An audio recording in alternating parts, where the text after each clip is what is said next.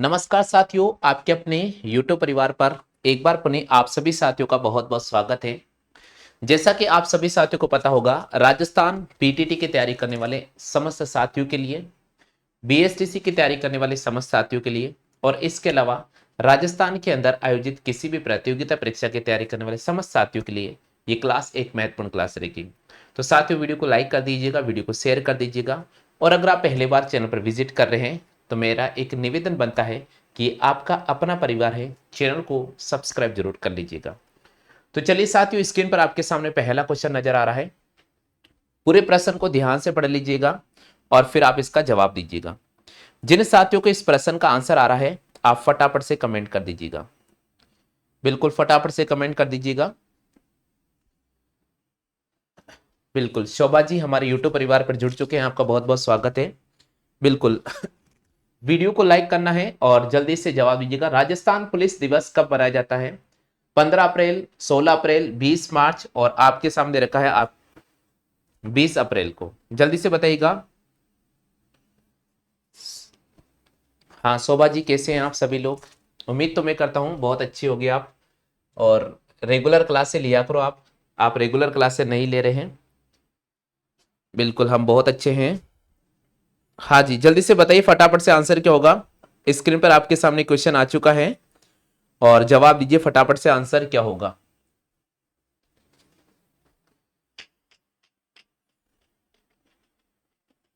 और अजमेर से जुड़े हैं रेखा रावत, आपका भी बहुत बहुत स्वागत है। राजस्थान पीटीटी का आप तैयारी कर रहे हैं और उम्मीद मैं करूंगा कि आपकी तैयारी बहुत अच्छी होगी। आप भी रेगुलर क्लास से लीजिएगा। राजस्थान पुलिस दिवस कब मनाया जाता है? पहला क्वेश्चन आपके सामने लाइन पर है। देखते हैं कितने साथी सही जवाब दे पाते हैं। चलिए फटाफट से जवाब दो। 15 अप्रैल को, 16 अप्रैल को, 20 अप्रैल को और 25 मार्च को। जल्दी से जवाब करें, फटाफट से रिस्पांस कीजिएगा, आंसर क्या होगा। स्क्रीन पर आपके सामने क्वेश्चन नजर आ रहा है, फटाफट से आपको जवाब करना होगा। पहला ही क्वेश्चन है, बहुत इंपॉर्टेंट क्वेश्चन है। बिल्कुल, देखते हैं कितने साथी इस प्रश्न का सही जवाब दे पाते हैं।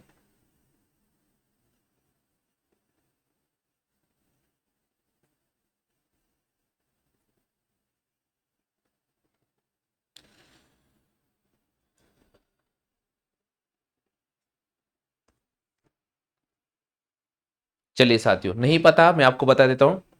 राजस्थान पुलिस जो दिवस मनाया जाता है 16 अप्रैल को मनाया जाता है। तो राजस्थान पुलिस दिवस कब मनाया जाता है? राजस्थान पुलिस दिवस मनाया जाता है 16 अप्रैल को। तो ध्यान रखिएगा, आज राजस्थान पुलिस दिवस मनाया जा रहा है 16 अप्रैल को। तो यहां पर आपको राइट करना होगा 16 अप्रैल को।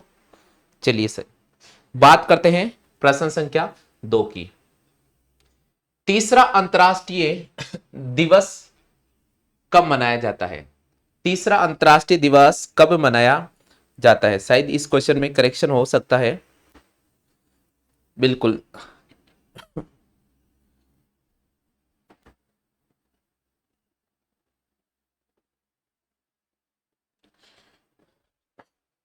हाँ जी, क्वेश्चन अपना है, तीसरा अंतर्राष्ट्रीय भारत दिवस सम्मेलन कब मनाया जाता है? क्वेश्चन में करेक्शन है थोड़ा, देख लीजिए, आप लिख लीजिएगा। तीसरा अंतर्राष्ट्रीय भारत दिवस, तीसरा अंतर्राष्ट्रीय भारत दिवस कब मनाया जाता है? कहां मनाया गया था? यहां क्वेश्चन कब नहीं आएगा, यहां आएगा कहां मनाया गया था। बिल्कुल, कहां मनाया गया था। बिल्कुल, तीसरा अंतर्राष्ट्रीय भारत दिवस कहां मनाया गया था? तीसरा अंतर्राष्ट्रीय भारत दिवस कहां मनाया गया था? जल्दी से बताइएगा। अंतर्राष्ट्रीय भारत सम्मेलन 2023 का आयोजन कहां पर हुआ था, कब हुआ था? बहुत इंपॉर्टेंट क्वेश्चन है।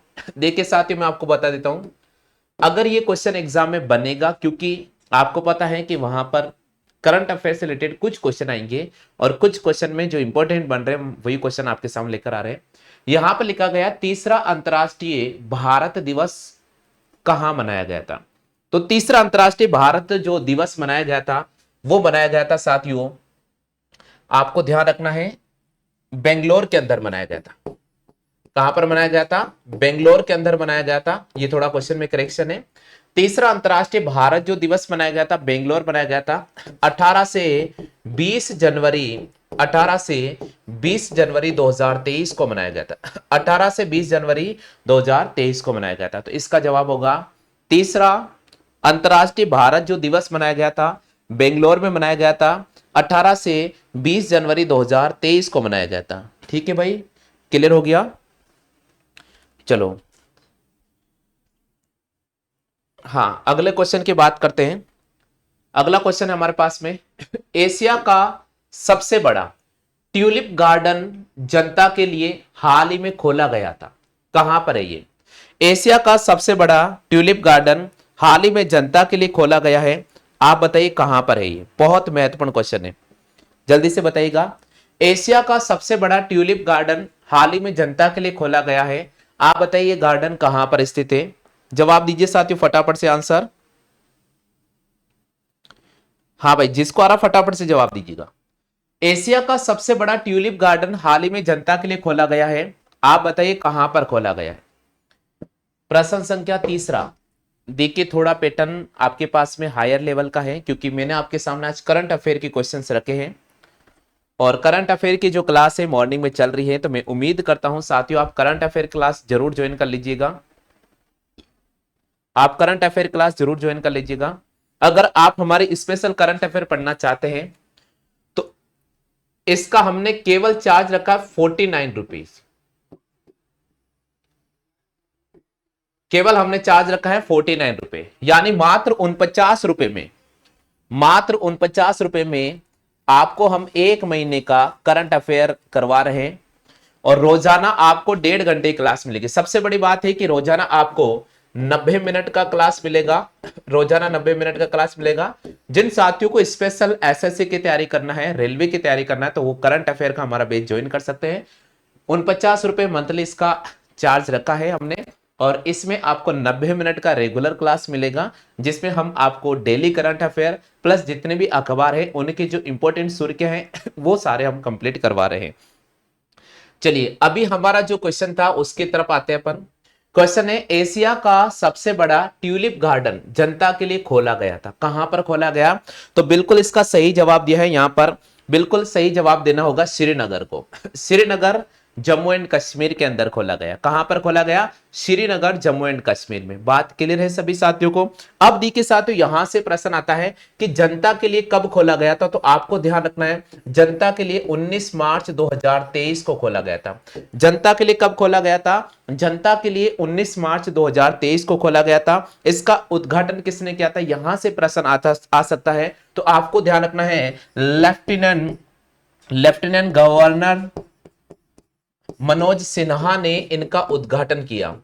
इसका उद्घाटन किसने किया, यहां से क्वेश्चन आ सकता है। तो आपको ध्यान रखना है लेफ्टिनेंट गवर्नर मनोज सिन्हा जी ने इसका उद्घाटन किया गया है। और दोस्तों मैं आपको बता देता हूं इस गार्डन की सबसे बड़ी विशेषता है कि इस गार्डन में 15 लाख से अधिक फूल हैं। इस गार्डन की सबसे बड़ी विशेषता है कि इस गार्डन में 15 लाख से ज्यादा फूल हैं। इस गार्डन की क्या विशेषता है? इस गार्डन की विशेषता है कि इस गार्डन में 15 लाख से ज्यादा फूल हैं। सभी साथियों की क्लियर हो चुका है? अगर प्रश्न आता है कि एशिया का सबसे बड़ा ट्यूलिप गार्डन जनता के लिए हाल ही में कहां खोला गया है, तो आपको जम्मू कश्मीर को राइट करना होगा। ऑप्शन में जम्मू कश्मीर नहीं दे रखा है तो आपको श्रीनगर को राइट करना होगा। और दोस्तों मैं आपको बता देता हूं 19 मार्च 2023 को यह खोला गया था और इसका उद्घाटन किसने किया है, तो इसका उद्घाटन किया है साथियों लेफ्टिनेंट गवर्नर मनोज सिन्हा ने। ठीक है भैया, क्लियर हो गया? हो गया क्लियर? आगे सभी साथियों के समझ में? चलो भाई अगले क्वेश्चन की बात करते हैं। अगला क्वेश्चन है हमारे पास में, चौथा प्रश्न है। चौथा प्रश्न है, विहे भारत की पहली बिहेवियरल लैब की स्थापना कहां पर की जाएगी? जल्दी से बताइए भैया, बहुत महत्वपूर्ण क्वेश्चन है। देखते हैं कितने साथी इसका सही जवाब दे पाते हैं। देखते हैं कितने साथी इसका सही जवाब दे पाते हैं। क्वेश्चन को बिल्कुल ध्यान से पढ़े भैया, बिल्कुल ध्यान से पढ़िएगा।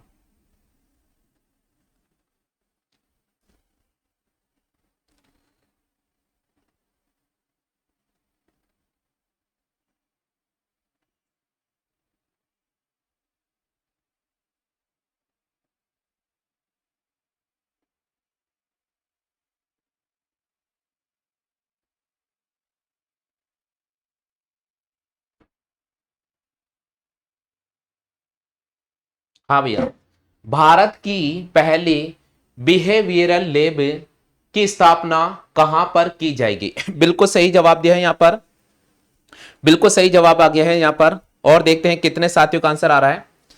बिल्कुल, यहां पर आंसर आया है डी आंसर। और देखते हैं राकेश यादव ने यहां पर डी ऑप्शन क्लिक किया है। राकेश यादव ने यहां पर डी ऑप्शन क्लिक किया है। और देखते हैं कौन साथी सही जवाब दे पाते हैं। देखिए साथियों, ये क्वेश्चन बहुत महत्वपूर्ण क्वेश्चन है।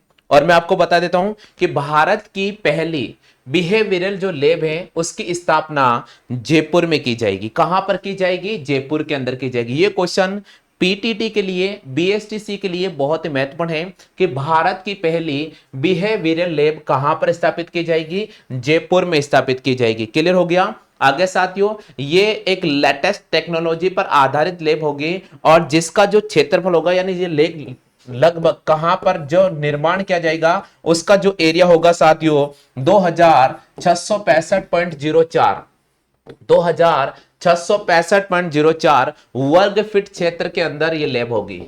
ठीक है, 2665.04 वर्ग फीट क्षेत्र के अंदर ये लैब बनाई जाएगी। और आपको ध्यान रखना होगा साथियों, इस लैब की सबसे बड़ी विशेषता होगी कि ये जो लैब बनाई जा रही है लेटेस्ट टेक्नोलॉजी पर आधारित होगी। ये जो लैब बनाई जा रही है लेटेस्ट टेक्नोलॉजी पर बनाई जाएगी। क्लियर हो गया आगे सभी साथियों के समझ में? हाँ भैया, क्लियर हो गया आगे सभी साथियों के? देखिए साथियों, अगर मैं बात करता हूं इस लैब की, तो इस लैब को बनाने के लिए कितना पैसा खर्च होगा? इस लैब को बनाने के लिए 1.22 करोड़ रुपए का खर्चा होगा। इस लैब को बनाने के लिए कितना पैसा खर्च होगा? इस लैब को बनाने के लिए 1.22 करोड़ रुपए का पैसा खर्च होगा। और इस लैब की स्थापना की मंजूरी किसने दी है? तो ये क्वेश्चन अगर आपसे पूछ सकता है तो आपको ध्यान रखना है कि 12 मार्च 2023 को माननीय मुख्यमंत्री श्रीमान अशोक जी गहलोत ने इस लैब को बनाने की घोषणा की है। तो इस लैब को बनाने की घोषणा कब करी थी? तो मैं आपको यह भी बता देता हूं कि 12 मार्च 2023 को 12 मार्च 2023 को हमारे राजस्थान के माननीय मुख्यमंत्री श्रीमान अशोक जी गहलोत ने इसकी घोषणा की थी। बात क्लियर हो गई आगे सभी साथियों के समझ में? सभी साथियों को समझ में आ गया? तो क्वेश्चन आ सकता है कि भारत की पहले बिहेवियरल लैब की स्थापना कहां पर की जाएगी? तो इस प्रश्न का हम सही जवाब देंगे साथियों जयपुर के अंदर। कितने क्षेत्रफल में फैली होगी? 2665.04 वर्ग फीट क्षेत्र में फैली होगी। और इस लैब को बनाने की घोषणा कब की गई है? तो इस लैब को बनाने की जो घोषणा की गई है वो की गई है साथियों 12 मार्च 2023 को। कब की गई है? 12 मार्च 2023 को माननीय मुख्यमंत्री श्रीमान अशोक जी गहलोत के द्वारा। ठीक है भैया, चलो पांचवें प्रश्न की बात करते हैं। भारत की पहली, देखिए क्वेश्चन बहुत महत्वपूर्ण है। आज के सीरीज में जो मैं आपके सामने क्वेश्चन लेकर आ रहा हूं ये बहुत ही महत्वपूर्ण है। और ये मान के चलो कि भाई आगामी जो भी प्रतियोगिता परीक्षा होगी उनमें आने वाले प्रश्न में लेकर आया हूं। यहां पर क्वेश्चन बोल रहा है भारत की पहली electric AC double decker bus सबसे पहले किसने चलाई, सॉरी सबसे पहले कहां चलाई जाएगी? सबसे पहले कहां चलाई जाएगी? जल्दी से बताइएगा फटाफट से। हाँ भैया, फटाफट से जवाब दीजिए, इसका आंसर क्या होगा? बहुत ही सुंदर क्वेश्चन है। देखते हैं कितने साथी इस प्रश्न का सही जवाब दे पाते हैं। पूरे प्रश्न को ध्यान से पढ़ लीजिएगा।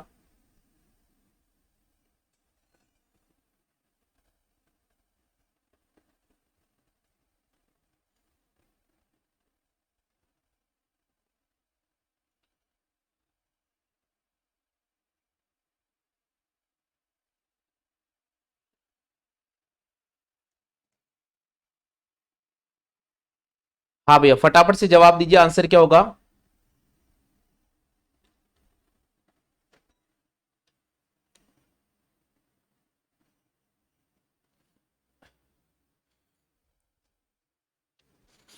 देखिए क्वेश्चन क्या दे रखा है, सिंपल सा क्वेश्चन है कि भारत की पहली electric AC double decker bus कहां पर चलाई जाएगी? तो इसका सही जवाब करना होगा साथियों, मुंबई में चलाई जाएगी। कहां पर चलाई जाएगी? मुंबई के अंदर। यानी एक एसी बस चलेगी जो डबल होगी। डबल का मतलब होता है बस के ऊपर बस, यानी नीचे भी सीटर होगी और ऊपर भी सीटर होगी। बस की विशेषता क्या होगी? इस बस की विशेषता होगी कि ये डबल डेकर होगी। क्या होगी? डबल डेकर होगी। दूसरी सबसे बड़ी विशेषता होगी कि ये पूरी की जो पूरी बस है वो एक इलेक्ट्रिक होगी। इलेक्ट्रिक का मतलब होता है कि बैटरी द्वारा चलने वाली बस होगी। अच्छा भाइयों, ये कहां पर चलेगी? मुंबई के अंदर चलेगी। और सबसे बड़ी बात क्या है? सबसे बड़ी बात है कि अगर आप 5 किलोमीटर की यात्रा करते हो, अगर आप 5 किलोमीटर की यात्रा करते हो तो आपको केवल और केवल 6 रुपए का किराया देना होगा। 5 किलोमीटर की यात्रा करने के लिए केवल और केवल आपको 6 रुपए का भुगतान करना होगा। मुंबई के अंदर चलाई गई है। सबसे बड़ी बात है कि इस बस के अंदर सीसीटीवी कैमरा भी लगा होगा। इस बस की विशेषता होगी कि इस बस में सीसीटीवी कैमरा भी लगा होगा। और इस बस की विशेषता है कि जब इसको एक बार चार्ज होने में केवल मात्र 80 मिनट का समय लगता है। यानी अगर बस की बैटरी को चार्ज करने में कितना समय लगता है, अगर कोई क्वेश्चन पूछ ले तो आपको ध्यान रखना है कि बैटरी को चार्ज करने में केवल 80 मिनट का समय लगेगा।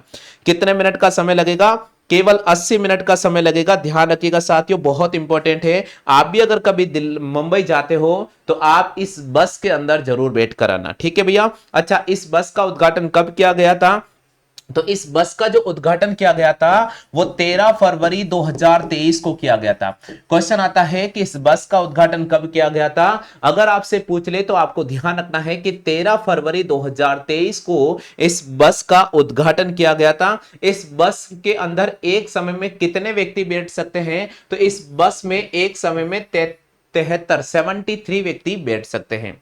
बात क्लियर होगी सभी साथियों की? सभी साथियों क्लियर हो गई? तो देखिए साथियों, ध्यान रखिएगा, जो क्वेश्चन एग्जाम में बनने वाले हैं मैं उन्हीं क्वेश्चन की तरफ आपको एक बार ध्यान लेकर जा रहा हूं। चलिए भैया, अगला क्वेश्चन है क्वेश्चन नंबर 6। पहली युद्ध 20 इंस्पेक्शन बैठक का आयोजन कहां पर किया गया था? जल्दी से बताइए भैया, आंसर क्या होगा? फटाफट से जवाब दीजिएगा, आंसर क्या होगा? पहले युद्ध 20 इंसेप्शन बैठक का आयोजन कहां पर किया जाएगा? ऑप्शन दे रखा पुणे, बी ऑप्शन दे रखा है गुवाहाटी, सी ऑप्शन दे रखा है बेंगलोर, डी ऑप्शन दे रखा है हैदराबाद। जल्दी से जवाब दीजिए साथियों, आंसर क्या होगा?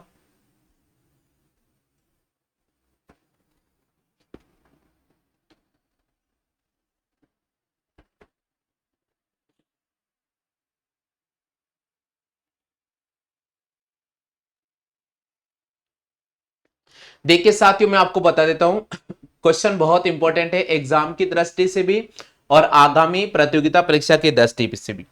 क्वेश्चन दे रखा है कि पहली युद्ध 20 इंसेप्शन बैठक का आयोजन कहां पर किया जाएगा? तो हमें राइट करना होगा गुवाहाटी में। कहां पर किया जाएगा? गुवाहाटी में। अच्छा भैया, गुवाहाटी किस में आता है? तो आपको ध्यान रखना है, गुवाहाटी असम में आता है। कहां पर आता है? असम में आता है। अच्छा भैया, इस बैठक का आयोजन कहां पर हुआ था? इस बैठक का आयोजन हुआ था वो 8 फरवरी 2023 को हुआ था। इस बैठक का आयोजन कहां हुआ था? 8 फरवरी 2023 को हुआ था। यानी 6 तारीख से लेकर 8 तारीख तक, यानी 2 दिन तक इस बैठक का आयोजन हुआ था। कहां पर हुआ था? असम, गुवाहाटी के अंदर हुआ था।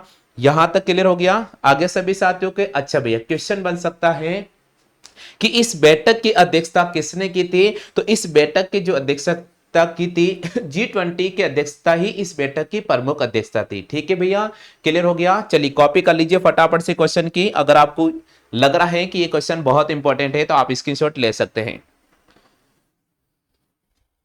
चलिए साथियों, अगले क्वेश्चन की बात करते हैं। प्रश्न संख्या 7। प्रश्न संख्या 7 है, अंतरराष्ट्रीय भारत सम्मेलन 2023 का आयोजन कहां पर हुआ था? अंतरराष्ट्रीय भारत सम्मेलन 2023 का आयोजन कहां पर हुआ था? ये तो मैंने करवा दिया था। हाँ जी भैया, क्वेश्चन नंबर हमारे पास में आ रहा है 9वां, वेरी वेरी इंपॉर्टेंट है। प्राचीन भारत के इतिहास की जानकारी मुख्यतः कितने स्रोत से मिलती है? प्राचीन भारत के इतिहास की जानकारी मुख्यतः कितने स्रोत से मिलती है? जवाब दीजिए साथियों, आंसर क्या होगा? फटाफट से जवाब दीजिए अगर आपको इस प्रश्न का आंसर आ रहा तो फटाफट से जवाब दीजिएगा। देखिए, आज स्टूडेंट आ रहे हैं लेकिन जा रहे हैं। देखो भैया, जब जैसे ही क्वेश्चन का लेवल अगर हाई आता है तो आपको जाना नहीं चाहिए, बल्कि क्लास के अंदर प्रेजेंट रहना चाहिए और कोशिश ये करना चाहिए कि हम कितने मैक्सिमम क्वेश्चन अटेम्प्ट कर सकें। कोशिश ये करना चाहिए। केवल अगर आप चैनल पर आओगे और चले जाओगे तो आपको कुछ भी हासिल नहीं होगा। मैंने पहले ही कहा था कि अगर आप चैनल पर केवल आने के उद्देश्य से आओगे और पढ़ोगे नहीं चले जाओगे तो कभी जिंदगी में कुछ भी हासिल नहीं कर सकते। तो भैया पढ़ना तो थोड़ा पड़ेगा आपको।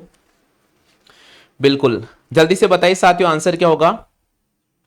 बिल्कुल यहां पर अलका जी हमारे चैनल पर जुड़े हैं, बहुत बहुत स्वागत है आपका। और आपने यहां पर रिस्पॉन्स किया है सी ऑप्शन। अलका चौहान हमारे यूट्यूब परिवार पे जुड़े हैं, आपने यहां पर सी ऑप्शन क्लिक किया है। देखते हैं और किसके आंसर आ रहा है। क्वेश्चन दे रखा है प्राचीन भारत के इतिहास की जानकारी मुख्यतः हमें कितने स्रोत से मिलती है। बिल्कुल जवाब दीजिएगा। अलका जी ने यहां पर जवाब दिया है, अलका जी ने यहां पर जवाब दिया है। बिल्कुल देखिए साथियों इस प्रश्न का जो सही जवाब होगा, प्राचीन भारत के इतिहास की जो जानकारी है हमें मुख्य रूप से 4 स्रोत से मिलती है। प्राचीन भारत के इतिहास की जानकारी हमें मुख्य रूप से 4 स्रोत से मिलती है। तो यहां पर आपको ए ऑप्शन पे राइट करना होगा। किस पे राइट करना होगा, यहां पर हमें ए ऑप्शन पे राइट करना होगा, यानी प्रश्न संख्या 9 का सही जवाब होगा ए ऑप्शन।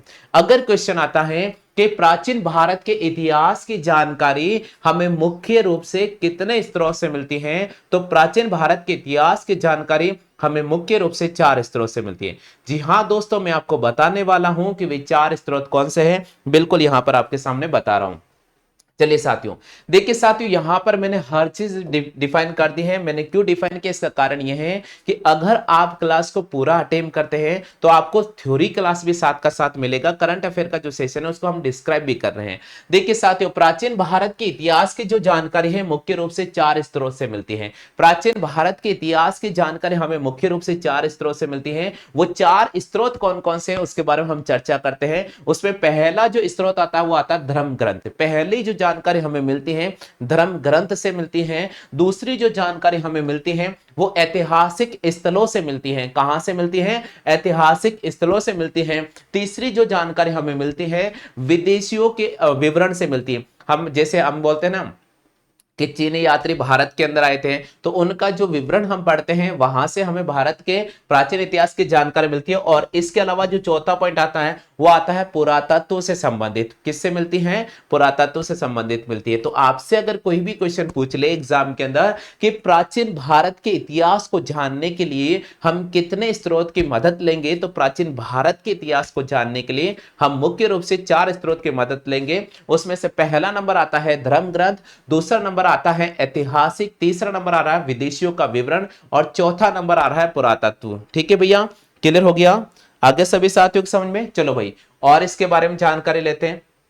अगला क्वेश्चन आ रहा है, भारत का सर्वप्राचीन धर्म ग्रंथ है, भारत का सबसे प्राचीन धर्म ग्रंथ कौन सा है। ऑप्शन दे रखा है वेद, बी ऑप्शन दे रखा है सामवेद, सी ऑप्शन दे रखा है रामायण, डी ऑप्शन दे रखा है इनमें से कोई नहीं। जवाब दीजिए साथियों, आंसर क्या होगा, फटाफट से जवाब दीजिए साथियों, आंसर क्या होगा। क्वेश्चन है आपके सामने स्क्रीन पर नजर आ रहा होगा, बिल्कुल ध्यान से पढ़िएगा और फिर आप जवाब दीजिए साथियों।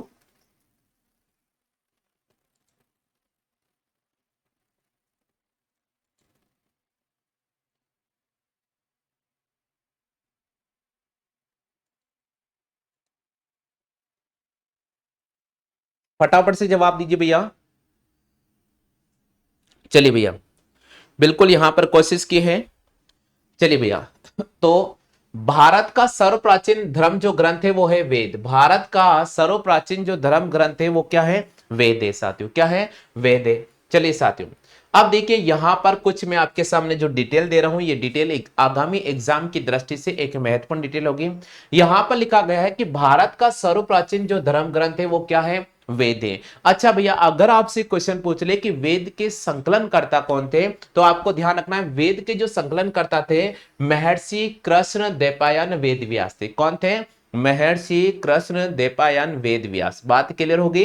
अगर आपसे पूछ ले कि भारत का सर्वप्राचीन धर्म ग्रंथ कौन सा है, तो आपको वेद को राइट करना पड़ेगा। अगर आपसे पूछ ले कि इसके संकलनकर्ता कौन है, तो आपको ध्यान रखना मेरे प्यारे स्टूडेंट, महर्षि कृष्ण द्वैपायन वेद व्यास। अब देखिए साथियों, वेद वेद किसका उपदेश है, तो वेद जो उपदेश है वो है वसुदेवाय कुटुंबकम। किसका है, वसुदेवाय कुटुंबकम का उपदेश माना जाता है। क्लियर हो गया। अब सुनिएगा, भारतीय परंपरा में वेद को नित्य और अपौरुषीय मानती है। भारतीय जो परंपरा है वो वेद को क्या मानती है? तो भारतीय जो परंपरा है वो वेद को नित्य और अपौरुषाय मानती है। क्या मानते हैं? नित्य और अपौरुषाय मानती हैं। वेद कितने प्रकार के होते हैं? तो आपको ध्यान रखना है, वेद मुख्य रूप से 4 प्रकार के होते हैं। और यह भी पता होगा कि वेद 4 कौन कौन से होते हैं। तो यहां पर बिल्कुल क्लियर आ रहा है,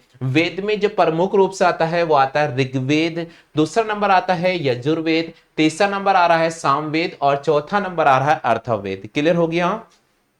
आगे सभी साथियों के समझ में चलेगा। साथियों अगले क्वेश्चन की बात कर रहे हैं, प्रश्न संख्या 11 आपके सामने स्क्रीन पर है। प्रश्न संख्या 11 बोल रहा है कि ऋग्वेद में मंडलों की संख्या कितनी है? जल्दी से बताइएगा, ऋग्वेद में मंडलों की संख्या कितनी है? फटाफट से जवाब करें, ऋग्वेद में मंडलों की संख्या कितनी है? हाँ भाई,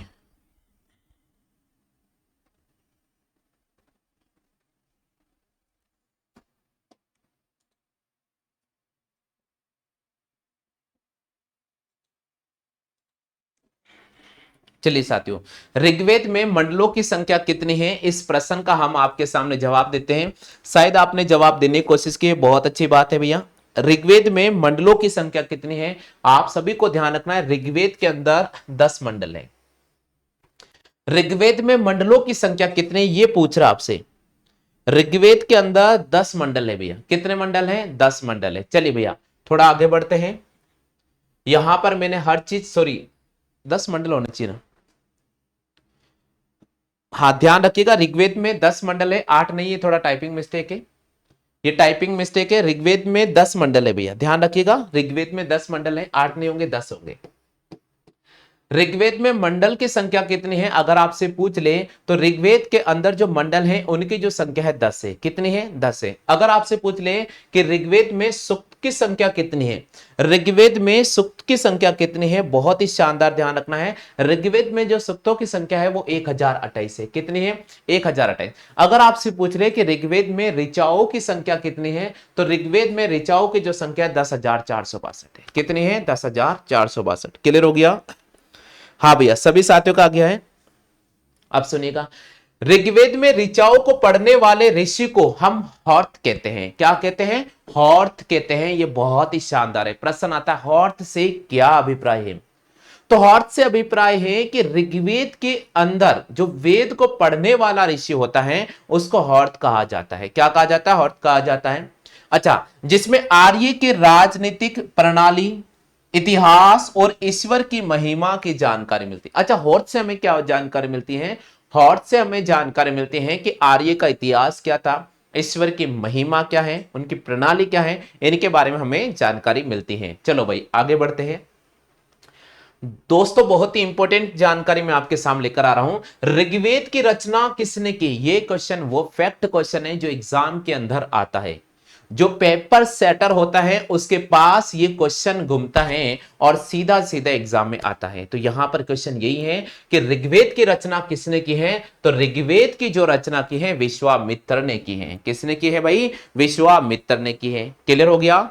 आगे सभी साथियों के समझ में? अच्छा भैया, ऋग्वेद का जो तीसरा मंडल है सूर्य देवता सावित्री को समर्पित है। बहुत ही शानदार क्वेश्चन है। ऋग्वेद का जो तीसरा मंडल है, ऋग्वेद का जो तीसरा मंडल है उसमें सूर्य देवता सावित्री को समर्पित प्रसिद्ध गायत्री मंत्र का उल्लेख किया गया है। अब प्रश्न यहां से यह भी बनता है कि गायत्री मंत्र का उल्लेख ऋग्वेद के कौन से मंडल में किया गया है? तो गायत्री मंत्र का जो उल्लेख है ऋग्वेद के तीसरे मंडल में किया गया है।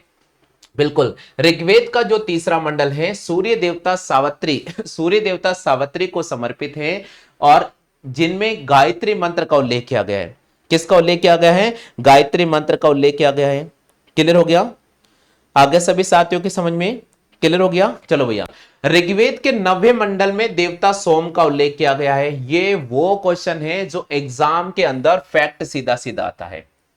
ये वो क्वेश्चन है जिसको जो एग्जाम के अंदर फैक्ट सीधा सीधा आता है कि ऋग्वेद के कौन से मंडल में सूर्य सोम का उल्लेख किया गया है, देवता सोम का उल्लेख किया गया है। तो ऋग्वेद के 90 मंडल में उल्लेख किया गया है। ऋग्वेद के 8वें मंडल में हस्तलिखित ऋचाओं को खिल कहा गया है। ऋग्वेद का जो 8वां मंडल है उसमें हाथ से लिखी गई ऋचाएं हैं, उनको खिल कहा गया है। क्या कहा गया है? उनको खिल कहा गया। ठीक है भाई, चलो आगे बढ़ते हैं। अब देखिए साथियों, और जानकारी मैं आपके सामने लेकर आ रहा हूं। चातुर्वर्ण्य ने समाज की कल्पना का आदि स्रोत ऋग्वेद के 10वें मंडल में वर्णित थी। पुरुष सूक्त है जिसके अनुसार 4 प्रकार के वर्ण बताए गए हैं। कितने प्रकार के वर्ण बताए गए? यानी 10वें मंडल में वर्ण का उल्लेख किया गया और वर्ण की संख्या कितनी? 4 है। कौन कौन सी है? ब्राह्मण, क्षत्रिय, वैश्य और शूद्र। ये 4 प्रकार के वर्ण है। क्लियर हो गया? अब सुनिएगा। आदि पुरुष के मुख भुजाओं, जगाओं और चरणों से उत्पन्न हुए हैं। ऋग्वेद के कई परिच्छेदों में प्रयुक्त अघन्य शब्द, अघन्य का मतलब होता है गाय से। ऋग्वेद के अंदर एक शब्द का उल्लेख किया गया है अघन्य। अघन्य का मतलब यहां पर गाय से लिया गया है। किससे लिया गया है? गाय से लिया गया है। ठीक है भैया, चलो अगले क्वेश्चन की तरफ चलते हैं। आगे बोल रहा है, वामनावतार के 3 पगों के आख्यान का प्राचीनतम स्रोत क्या है? ऋग्वेद है। ऋग्वेद में इंद्र के लिए 250, इंद्र 250 बार आया है। ऋग्वेद में इंद्र जो शब्द है वो 250 बार आया है। इसी प्रकार अग्नि जो शब्द है वो उसका उल्लेख 200 बार किया है। ऋग्वेद में इंद्र शब्द का उल्लेख कितने बार किया गया है? 250 बार। अग्नि शब्द का उल्लेख कितने बार किया गया है? 200 बार। ठीक है भैया, क्लियर हो गया? अब आप सुनिएगा। नोट, प्राचीन वैदिक साहित्य में ऋग्वेद के बाद शतपथ ब्राह्मण का स्थान आता है। बहुत इंपॉर्टेंट है भैया, अंडरलाइन कर लेना। बहुत इंपॉर्टेंट है, अंडरलाइन कर लेना भैया। बहुत इंपॉर्टेंट है क्योंकि बहुत कम स्टूडेंट को इसकी जानकारी होती है। और मैं आपको बता रहा हूं कि ये वो क्वेश्चन है जो एग्जाम के अंदर सीधे सीधे बनकर आते हैं, जो सबको पढ़ने में जोर आते हैं। लेकिन यहां आपके सामने खजाना मैंने खोल दिया है। जब मैंने पिटारा खोल दिया है तो आप मान के चले कि आज से आप पढ़ना शुरू कर दे। अगर पढ़ना शुरू नहीं किया तो रोज कहता हूं आज से शुरू कर दो, आज से शुरू कर दो। मैं तो कहता हूं शुरू कर दो अगर नहीं करिए तो। ठीक है भाई, चलो आगे बढ़ जाते हैं। अगला क्वेश्चन है, निम्न में से किसमें गद्य और पद दोनों का विवरण मिलता है? बिल्कुल बताइएगा। ऐसा कौन सा वेद है जिसमें गद्य और पद दोनों की जानकारी मिलती है? जल्दी से बताइएगा, फटाफट से कमेंट कर दीजिएगा, फटाफट से। ऐसा कौन सा वेद है जिसमें गद्य और पद दोनों की जानकारी मिलती है?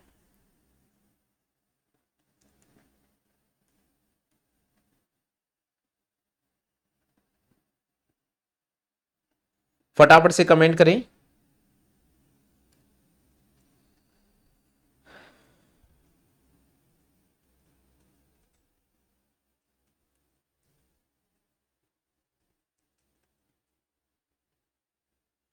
जल्दी से बताइए फटाफट से आंसर क्या होगा। चलिए भैया, नहीं पता है।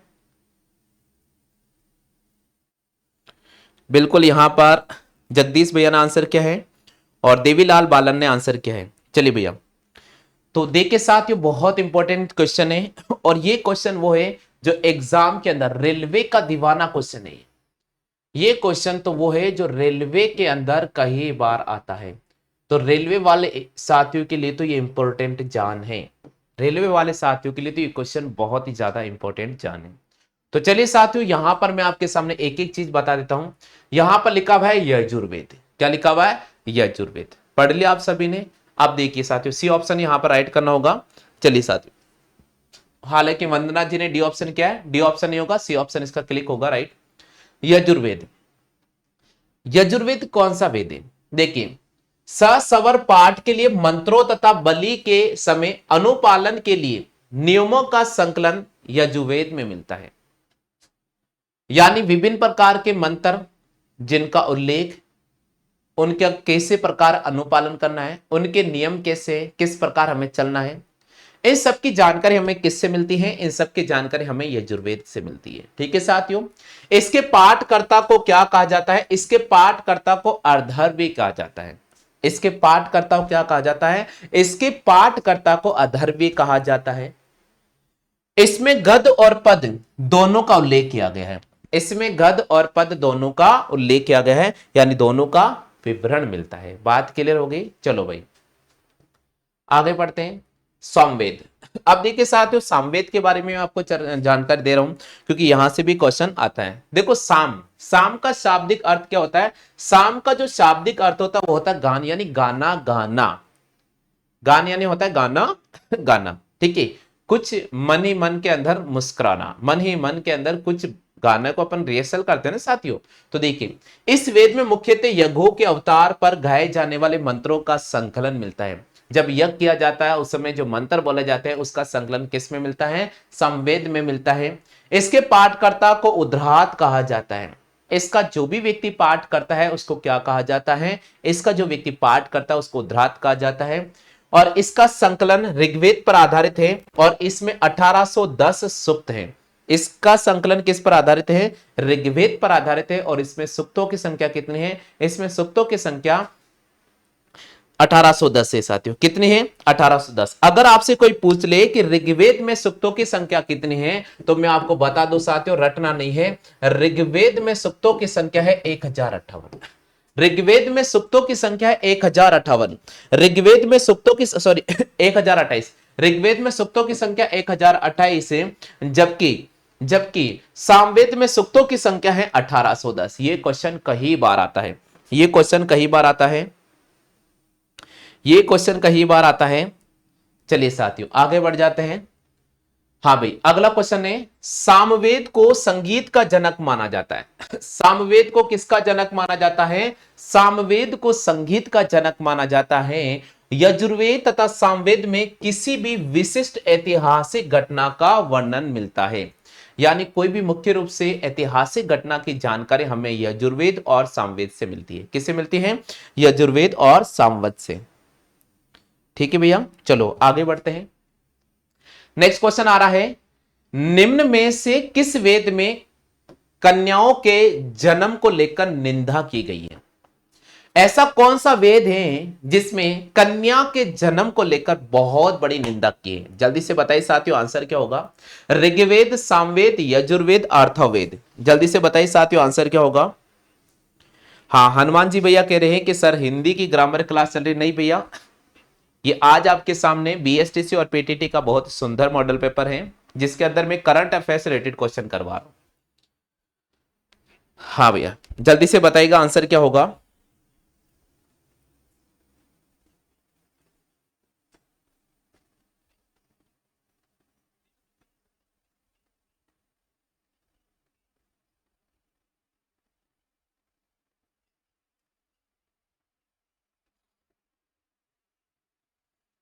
चलिए बिल्कुल यहां पर आंसर आ चुका है, बी ऑप्शन।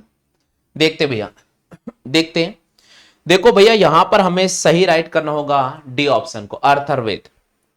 यहां पर हमें राइट करना होगा अथर्ववेद। बात करते अपन अथर्ववेद की।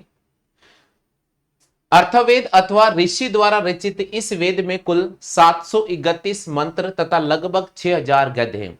इसमें कन्याओं के जन्म की भरपूर निंदा की गई है। इसका अर्थ है कि सामान्य मनुष्य के विचार और अंधविश्वास का विवरण मिलता है। यानी इस वेद की मैं बात करता हूं तो ये जो वेद है अंधविश्वास पर आधारित है। किस पर आधारित है? अंधविश्वास पर आधारित है। क्वेश्चन आता है एग्जाम में कि निम्न में से कौन सा वेद अंधविश्वास पर आधारित है, तो आपको याद रखना होगा अथर्ववेद को। जादू और टोने के बारे में जानकारी मिलती है। प्रश्न आता है निम्न में से कौन सा जो वेद होता है जिसमें जादू और टोना की जानकारी मिलती है, तो आपको अथर्ववेद को राइट करना होगा। ठीक है भैया, क्लियर हो गया आगे सभी साथियों को? चलो भैया, निम्न में से किस वेद में जादू और टोना की जानकारी मिलती है? जल्दी से जवाब करें, जल्दी से जवाब करें। अभी मैंने आपके सामने विचार किया था इस क्वेश्चन को लेकर। बिल्कुल सही जवाब दिया है यहां पर अथर्ववेद। अगला क्वेश्चन है, कौन सा वेद है जिसमें सभा और समिति को प्रजापति की दो पुत्रियां कहा गया है? कौन सा जो वेद है जिसमें सभा और समिति को प्रजापति की दो पुत्रियां कहा गया है? जल्दी से बताइए भैया। बिल्कुल सही जवाब दिया है अथर्ववेद। अथर्ववेद वो वेद है जिसमें सभा और समिति को प्रजापति की दो पुत्रियां कहा गया है। अर्थवेद वो वेद है जिसमें सभा और समिति को प्रजापति की दो पुत्रियां कहा गया है। ठीक है भैया। नेक्स्ट क्वेश्चन की बात करते हैं, प्रश्न संख्या 16। शाकल शाखा किस वेद की एकमात्र जीवित शाखा है? शाकल शाखा किस वेद की एकमात्र जीवित शाखा है? जल्दी से बताइए। साकल शाखा किस वेद की एकमात्र जीवित शाखा है? बहुत महत्वपूर्ण क्वेश्चन है। साकल शाखा ऋग्वेद की एकमात्र जीवित शाखा है। साकल शाखा ऋग्वेद की एकमात्र जीवित शाखा है। साकल शाखा ऋग्वेद से जुड़ी हुई एकमात्र जीवित शाखा है। ध्यान रखिएगा, बहुत महत्वपूर्ण क्वेश्चन है। हाँ भाई, अगले क्वेश्चन की बात करते हैं, प्रश्न संख्या 17। निम्न में से कौन सा सबसे प्राचीन वेद है? आप बताओ भैया, कौन सा वेद है जो सबसे प्राचीन वेद है? कौन सा वेद है जो सबसे प्राचीन वेद माना जाता है? फटाफट से जवाब दें, थोड़ा अपने स्पीड बढ़ा लीजिएगा। मुझे लग रहा है कि कुछ स्टूडेंट ऐसे हैं जो आज के पेपर से डर रहे। डरना नहीं है भैया। जैसे आज देखो क्लास के अंदर गुणमाला प्रेजेंट नहीं है, हनुमान जी भैया प्रेजेंट नहीं है। ये वो स्टूडेंट है जो आकर आज चले गए क्लास से।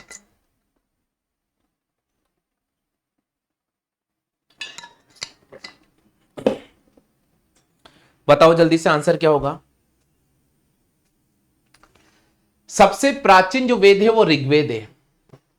सबसे प्राचीन वेद क्या है? सबसे प्राचीन जो वेद है वो ऋग्वेद है। यहां पर आपको ऋग्वेद को राइट करना होगा। अगला क्वेश्चन है, निम्न में से कौन सा सबसे बाद का वेद है? कौन सा वेद है जो सबसे बाद का है? मैंने अभी बताया था कि सबसे प्राचीन वेद कौन सा है, ऋग्वेद को राइट करना होगा। तो क्वेश्चन ये भी आ सकता है कि सबसे बाद का वेद कौन सा है? जवाब दो। 18वें क्वेश्चन का जवाब दीजिएगा, आंसर क्या होगा?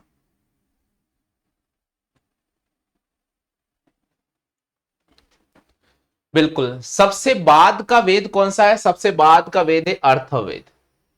डी ऑप्शन पे राइट करना होगा। सबसे बाद का जो वेद है वो है अर्थवेद। डी ऑप्शन पे क्लिक करना होगा।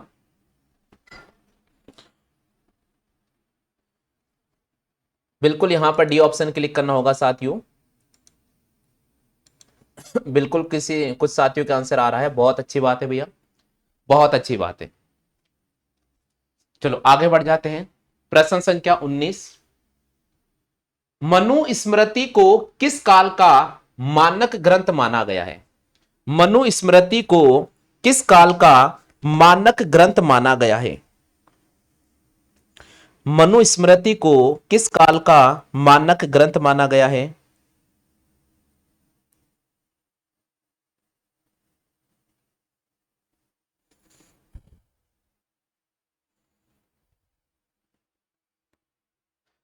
बिल्कुल यहां पर सही जवाब दिया है। हाँ, मनुस्मृति को शुंग काल का मानक ग्रंथ माना गया है। मनुस्मृति को शुंग काल का मानक ग्रंथ माना गया है। हाँ आकाश भैया नमस्ते, यूट्यूब परिवार पर आपका बहुत बहुत स्वागत है। आकाश जी भैया, आप रेगुलर क्लास क्लास लेते हैं, उम्मीद तो मैं करता हूं कि आपको जो हम पढ़ा रहे हैं बहुत अच्छी तरह समझ में आ रहा होगा। और लास्ट क्वेश्चन है आज का, नारद स्मृति में किस युग की जानकारी मिलती है? नारद स्मृति में किस युग की जानकारी मिलती है? नारद स्मृति में किस युग की जानकारी मिलती है?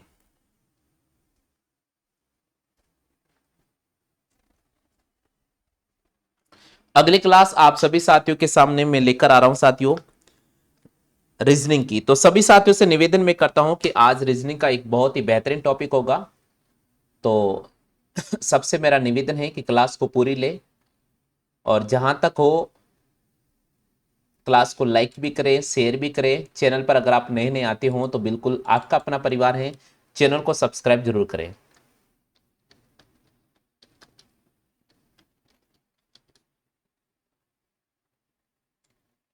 बिल्कुल जवाब दीजिए साथियों, आंसर क्या होगा?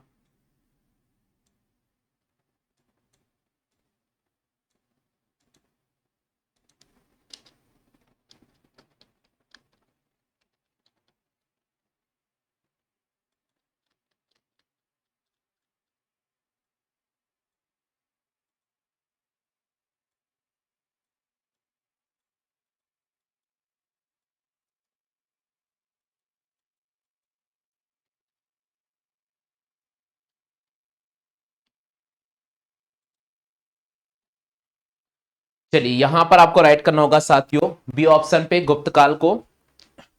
यहां पर आपको बी ऑप्शन पे राइट करना होगा गुप्त काल को। तो चलिए साथियों अब मैं आपके सामने अगली जो क्लास लेकर आ रहा हूं वह है आपके सामने रीजनिंग की। अभी जस्ट स्टार्ट कर रहे हैं अपन रीजनिंग की, बस थोड़ा फाइल अपडेट हो जाए तुरंत स्टार्ट कर रहे हैं अपन रीजनिंग की। तो चलो साथियों अगली क्लास में आप जल्दी से आ जाइएगा रीजनिंग क्लास में।